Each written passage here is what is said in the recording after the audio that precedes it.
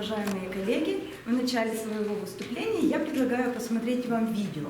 Посмотреть и подумать, как можно назвать последовательность действия, которое в нем будет рассказано. Вы хотите купить в автомате, который продает чай или кофе, чашку кофе без сахара. Какова ваша последовательность действий? Вы идете по улице, видите автомат и подходите к нему. Затем вы должны вынуть из кармана монетку, опустить ее в монетоприемник, нажать кнопку «Кофе», нажать кнопку «Без сахара», подождать, взять напиток и выпить его. Как вы думаете, как называется последовательность действий, которую мы только что посмотрели? Алгоритм. Конечно, это алгоритм. Определенная последовательность действий, которая приводит к достижению результата. Сегодня очень активно развиваются цифровые технологии и становится актуальной техническое развитие дошкольников.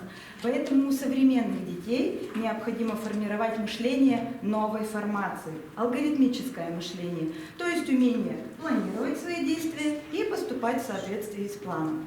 Такое мышление отлично развивает способность мыслить точно, логично, что впоследствии поможет ребенку успешно адаптироваться и учиться в школе, решать различные жизненные ситуации.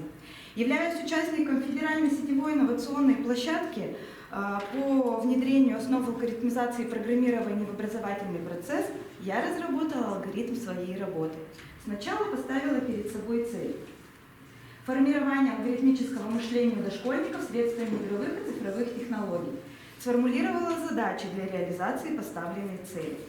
Вторым шагом моей деятельности стала организация игровой развивающей предметно-пространственной среды в группе. Детям были предложены алгоритмические игры, игры на кодирование и расшифровку информации, игровые робототехнические системы, цифровой образовательный комплекс «Пиктомир». Также была составлена картотека алгоритмических игр. Третьим шагом моей работы стала разработка программы по развитию алгоритмического мышления у детей с 4 до 7 лет на основе методики ознакомления детей с алгоритмами Леонида Битно и основ программирования Анатолия Кушниренко. Третий шаг работы я разбила на 3 этапа. Это формирование алгоритмических представлений у детей 4-5 лет, 5-6 и 6-7 лет. На первом этапе работы с детьми 4-5 лет термин алгоритм не вводится. Можно описать и показать детям простой линейный алгоритм. Например, члены уважаемого жюри, перед вами лежат продукты для составления бутерброда. Уважаемые коллеги, давайте вместе с вами попробуем собрать его вместе. Сначала мы берем хлеб, кладем сверху колбасу, дальше сыр. И у нас получается бутерброд. Правильно, у нас получается бутерброд. Затем дети выкладывают простейший алгоритм при помощи карточек с нарисованными действиями. В этом возрасте с детьми используются игры из серии «Составь цепочку действий правильно», которые помогают подготовить их к понятию алгоритм в дальнейшем. На втором этапе дети 5-6 лет знакомятся с термином алгоритм, и уже идет работа по формированию у них умений составлять различные алгоритмы, как линейные, так и разветвляющиеся. Линейные алгоритмы в этом возрасте увеличиваются и состоят уже из 5-6 картинок. То есть к нашему бутерброду с колбасой и сыром мы можем добавить лист салата и помидор. Также дети знакомятся с разветвляющимися алгоритмами, в которых порядок выполнения действий зависит от выполнения некоторого условия. Например, перед нами ставится задача «Приготовь бутерброд». Дальше ставится вопрос: ты будешь готовить бутерброд с колбасой? Если да, возьми колбасу и готовь бутерброд с колбасой. Если нет, возьми сыр. В любом случае выбранный нами бутерброд будет приготовлен. При помощи такого алгоритма легко предоставляется право выбора действий ребенка. В старшем возрасте особое внимание необходимо уделять играм, направленным на формирование представлений о схеме и на составление простых программ. Для этого используются авторские игры из серии «Ходилки», в процессе которых дети составляют алгоритмы маршрутов, как линейных, так и разветвленных. Например, игра «Грибники», в которой перед ребенком-исполнителем стоит задача собрать все грибы, собрать только съедобные грибы, передвигаясь по клетчатому полю. Один ребенок собирает грибы, второй составляет программу движения на магнитной доске при помощи пиктограмм. В таких играх можно также использовать робототехнические системы Бибот и Робомыш. В подготовительной группе происходит закрепление приобретенных алгоритмических умений и знакомство с циклическими алгоритмами. При выполнении циклического алгоритма все действия будут повторяться. Например, опять же, изготовление бутерброда. Здесь перед нами ставится задача: сделай бутерброд из всех продуктов, которые есть в тарелке. Мы берем один продукт, кладем его перед собой. Дальше ставится вопрос: в тарелке еще остались продукты? Если да, возьми его и перемести на наш бутерброд. Снова ставится вопрос: в тарелке еще остались продукты? Если да, мы снова перекладываем его на наш бутерброд, так до тех пор, пока тарелка не станет пустой, а наш бутерброд не будет готов. Кстати, дети могут самостоятельно выбирать последовательность продуктов для своего бутерброда.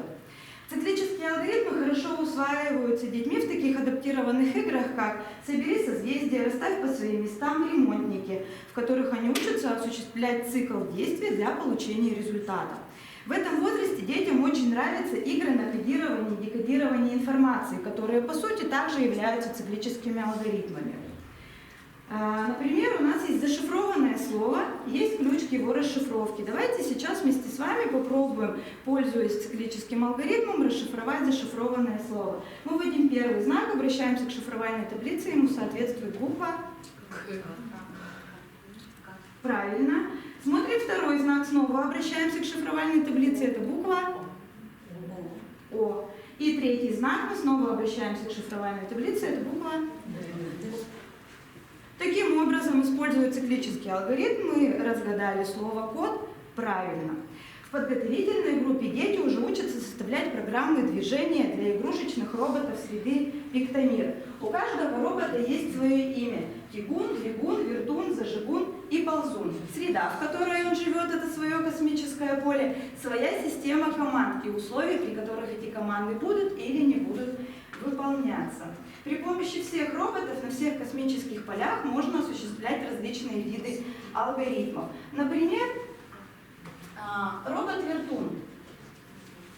У нас уже есть составлена программа для его движения при помощи пиктограмм. Мы можем реализовать ее при помощи вот такого космического поля и кубиков с нарисованными знаками. Таким образом, ребенок, передвигая робота по клетчатому полю и отмечая все пройденные клетки,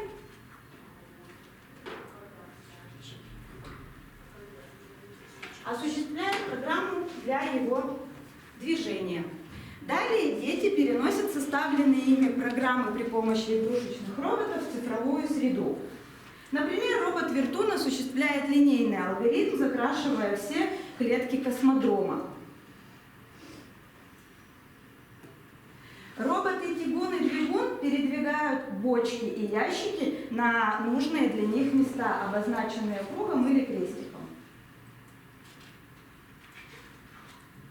И робот-ползун осуществляет циклический алгоритм, перемещаясь с цифры 0 до цифры 4. Дети с удовольствием играют в такие игры, распределяют роли программист-исполнитель. Надо отметить, что все вышеперечисленные игры можно использовать в различных видах деятельности: речевой, познавательной, продуктивной, двигательной. Четвертым шагом алгоритма моей работы стало взаимодействие с семьями воспитанников. Родителям всегда стараюсь предложить различные формы работы, интересные для них. Например, очень нравятся родителям совместные с детьми кибермарафоны с алгоритмическими играми и программой Пиктомир. Многие родители стали использовать такие игры дома с детьми. Большое впечатление произвела экскурсия детей и родителей в кибершколу, где дети познакомились с профессией программиста. Пятым шагом алгоритма моей работы стал анализ деятельности по данной теме. Работа до конца еще не закончена, но уже сейчас можно сказать, что внедрение основ алгоритмизации и программирования в образовательный процесс дает положительные результаты. Это демонстрируют и результаты диагностики за 3 года, где видна положительная динамика. Дети демонстрируют навыки простейшего программирования, способность планировать свою деятельность, результативно участвуют в конкурсных мероприятиях различного уровня. Возможно, все эти знания, умения и навыки помогут моим воспитанникам в выборе будущей профессии, помогут им реализовать успешность своей жизни. А сейчас я хочу у вас спросить, как вы думаете, какой алгоритм я выбрала для реализации своей работы? Линейный, разветвляющийся или циклический? Линейный. Правильно, линейный. Я рада, что вы теперь так хорошо разбираетесь в алгоритмах.